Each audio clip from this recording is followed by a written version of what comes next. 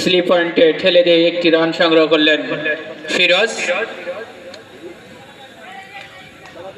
Selim bowling প্রান্তে Saeed,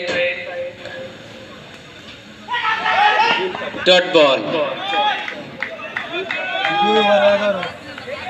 2 over শেষে 11 college B টিমের।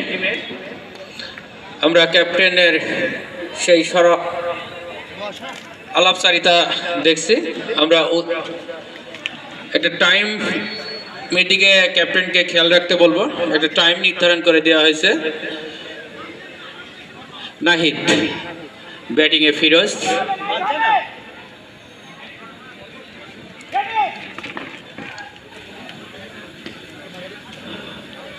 হোয়াইট। আম্পায়ার 2 হাত প্রসারিত করে জানালেন বলটি হোয়াইট।